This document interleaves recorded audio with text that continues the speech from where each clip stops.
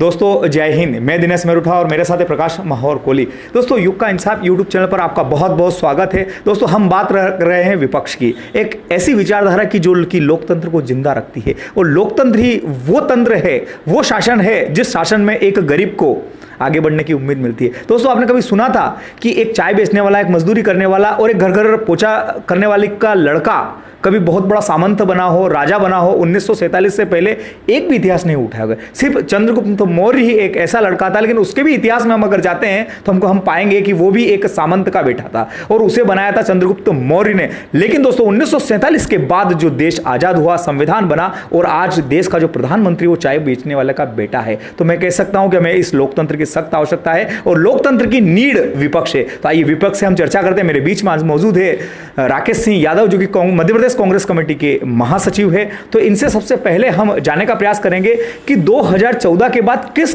कदर महंगाई बढ़ी है जिससे कि लोगों का जीना दुहाल हो गया है। देखिए 2014 के बाद जो परिस्थिति देश में निर्मित हुई है वो एक बहुत छोटी सी बात से स्पष्ट होती है कि छोटी पूंजी पूंजीपति को खा जाती है। ये सिद्ध करा है इस देश की 6 साल जो नरेंद्र मोदी जी की सरकार रही है। उन्होंने ये स्पष्ट कर दिया है कि अगर आपके पास छोटी पूंजी है तो आप काम करने योग्य नहीं है, आप नौकरी कीजिए, और नौकरी भी नहीं है तो आप घर बैठिए, आपको हम संसाधन खाने पीने के उपलब्ध करा देंगे। सरकार ने पूरी पीढ़ी को बेरोजगार कर दिया, पूरे छोटे व्यापारियों को समाप्त कर दिया और उनको 5 किलो अनाज, 1 किलो नमक, 1 किलो गेहूं और अन्य चीजें दान में देना शुरू बीच में आप थोड़ी सी ठहरिएगा। अभी बड़े बड़े होर्डिंग लगे हुए हैं देश भर में, 5 किलो वितरण किट के प्रधानमंत्री नरेंद्र मोदी, जो देश का एक सम्मान का गौरव है प्रधानमंत्री पद, वह व्यक्ति बोर्ड लगा रहा है कि हमने 5 किलो की मदद की। तो क्या ये गरीबों पर व्यंग्य तो नहीं? ये 5 ट्रिलियन की जो अर्थव्यवस्था उसका उदाहरण है कि एक ऐसा देश का प्रधानमंत्री जो 6 साल में देश की अर्थव्यवस्था को खा गया, समाप्त कर दी। ये स्थिति हो गई है कि युवा ये सोचने लगा है कि हम आत्महत्या कर लें, हमें कोई जॉब नहीं मिलेगा, कोई नौकरी नहीं मिलेगी, व्यापार करना तो बहुत दूर की बात है, बहुत दूर की कौड़ी हो गई है। ऐसी परिस्थिति में ये देश अब कैसे बाहर आएगा, ये सबसे गंभीर प्रश्न है। जिस देश में लगातार युवा आत्महत्या कर रहे हैं, लगातार व्यापारी आत्महत्या कर रहे हैं, लोग भूखे मरने की कगार में। सांवेर में 2 दंपतियों ने जहर खा के आत्महत्या कर ली इसलिए कि उनको दूध लेने के पैसे नहीं थे। आप सोच सकते हैं कि ये हमारा वही शहर है, वही विधानसभा है जहाँ तुलसी सिलावट लाखों रुपए हंडे गगरे बांटने में, साड़ी बांटने में और नगद 1000 रुपये का लिफाफा बांट रहे हैं। उन्हें वहाँ वो गरीब परिवार नहीं दिखा जो दूध के लिए तरस गया और जिसने मौत को गले लगा लिया। ये नई व्यवस्था नरेंद्र मोदी की पार्टी ने और भारतीय जनता पार्टी ने निर्मित की है कि यहाँ सिर्फ भंडारों में खाने खिलाए जाते हैं। जब मतलब होता है, जब बुलाया जाता है, जब वोट चाहिए, जब आपको खाना मिलेगा, वरना आपकी जान भी जाए तो आपको कोई नहीं पूछता है। ज्योतिरादित्य सिंधिया को माफ़ी मांगना चाहिए उस परिवार से, अभी सांवेर में जाके कल सबसे पहले, कि वहाँ हाथ जोड़ के माफ़ी मांगे कि उनकी वजह से ये लोग भूखे मरने के कगार पे पहुंचे। जी। अच्छा, 2014 के बाद जिस प्रकार के महंगाई का ग्राफ बढ़ता गया और हमारे प्रधानमंत्री नरेंद्र मोदी की भी पहचान बढ़ती गई, लोग ऐसा कहते हैं, मीडिया में ऐसा बताया जाता था, आप क्या कहेंगे? देखिए आपको ध्यान होगा 93 के बम विस्फोट के बाद दाऊद इब्राहिम की भी पहचान पूरे वर्ल्ड में बढ़ती गई थी और लगातार बढ़ती रही है अभी तक। तो बुरा काम करने से तो आपकी पहचान, कीर्ति बहुत बढ़ती है।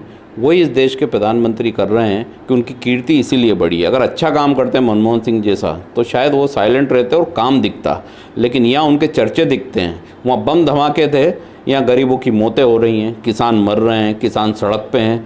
सारा मीडिया जो आपका टॉप लेवल का मीडिया है वो एक तस्वीर दिखाने को तैयार नहीं किसानों की। इतना ज़्यादा सेल टू परचेस हो गया हर स्तर पर।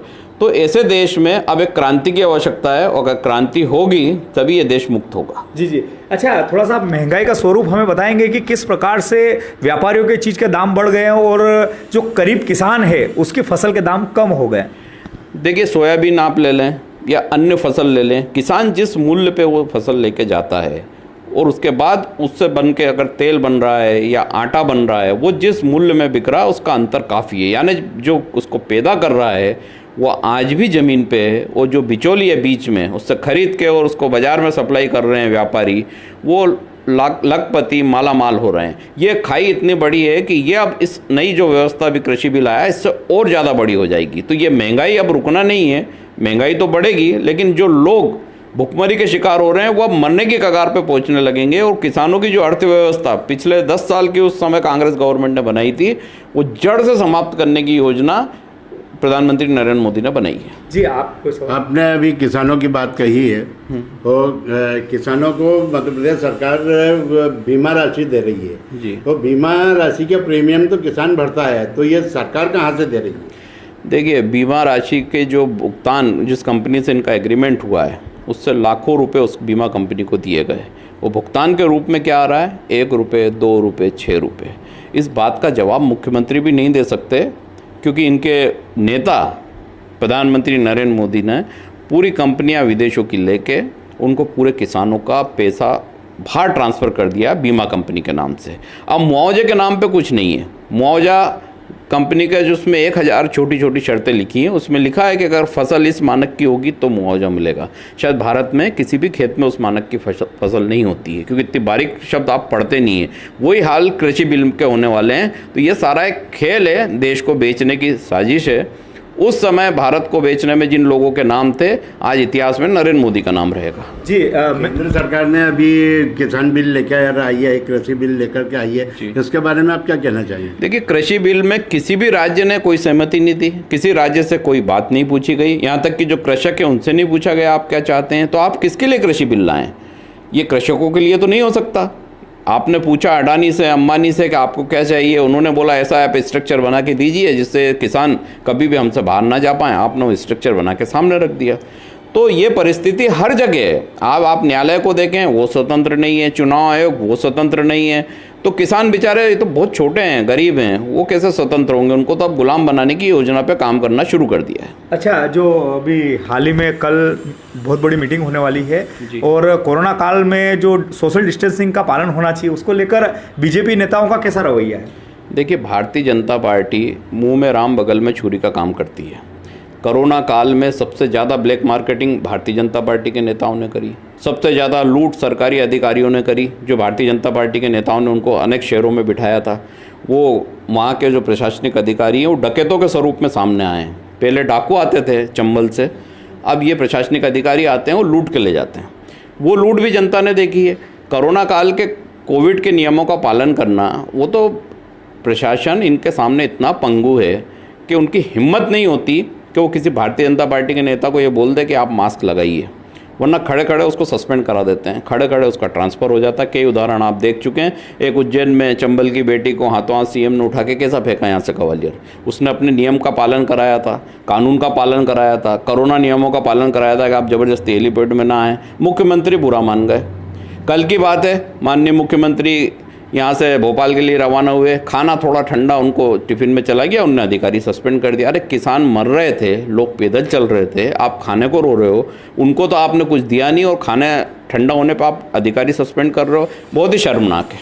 आपने मास्क की और सोशल डिस्टेंसिंग की बात करी है, अभी गृह मंत्री ने ये कहा कि मैं मास्क नहीं लगाता हूँ, इस बारे में आप क्या कह रहे थे? गृह मंत्री तो खुला चैलेंज देते हैं, कोई माइका लाल मास्क लगा के दिखा दे। खूब पेपर ने छाप लिया, बिना तस्वीर बिना फोटो, आज वो भी थक गए, शाम को फिर उन्होंने मास्क नहीं लगाया। तो भारतीय जनता पार्टी के सामने ना प्रेस कुछ है, ना कोई प्रजातंत्र है, ना कोई लोकतंत्र है। उनके हाथ में डंडा है और जो वो चाहते हैं वो करते हैं।